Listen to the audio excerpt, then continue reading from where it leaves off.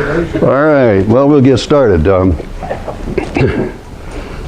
want to thank Alan and Jana and the people from the library for letting me talk about one of my favorite subjects.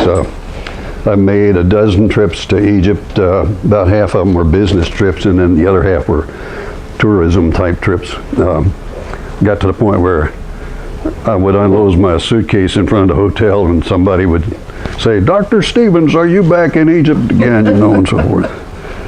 Excuse me, my allergies are bothersome.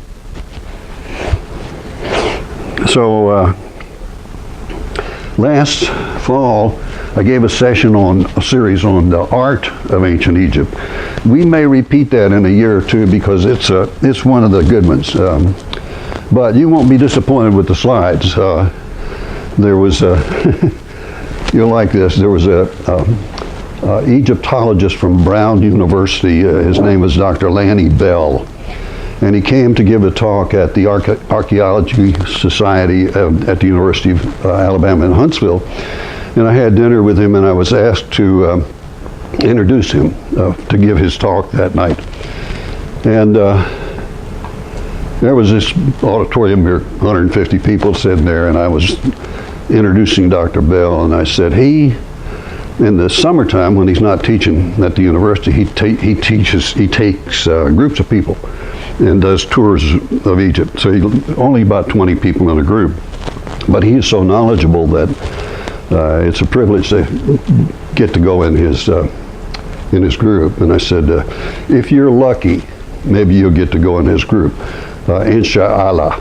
Now, what Insha'Allah means is, if it is the will of Allah, you'll get to go in this group. And then I said, well, that's not the way we say it here in Alabama. We say, if the good Lord's willing, then the creek don't rise.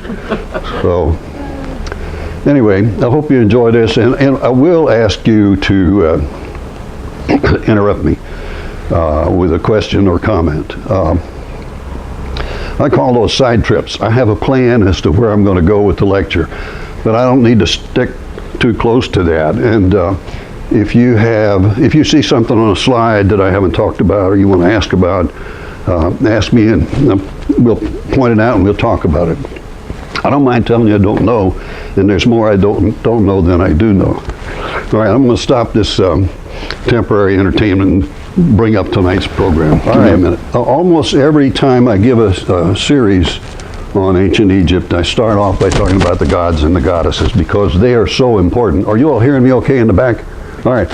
And I'm about half deaf, so if you have a question or something, if you don't mind, wave your hand at me because the only thing I'm hearing up here is me, and I will stop when I see that and listen to your question, and we'll go from there.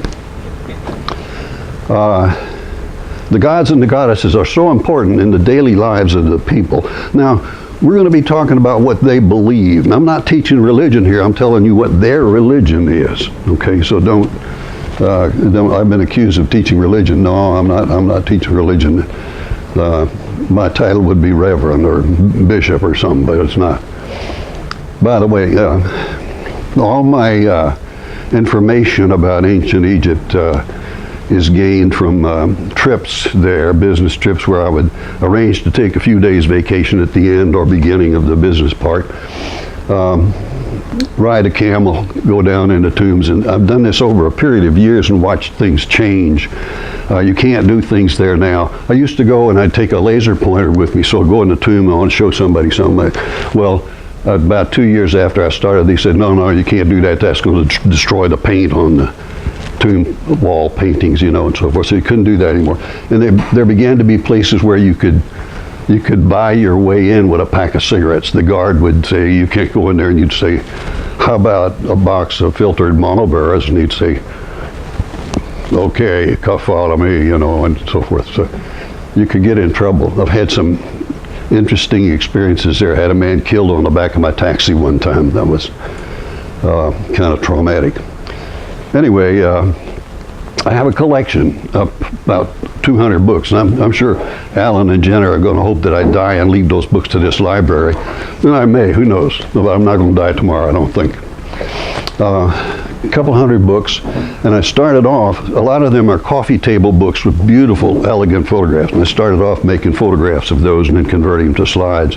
A lot of my material now I get from the web, because the web has grown to the point where you can pick off a photograph and then you can Photoshop it. I used to, a lot of the slides that you will see are not the original colors. I've monkeyed with them. I want the colors more intense.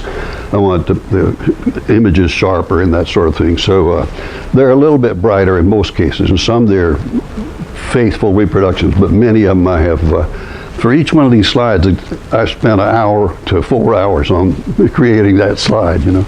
All right, we get started. Any questions?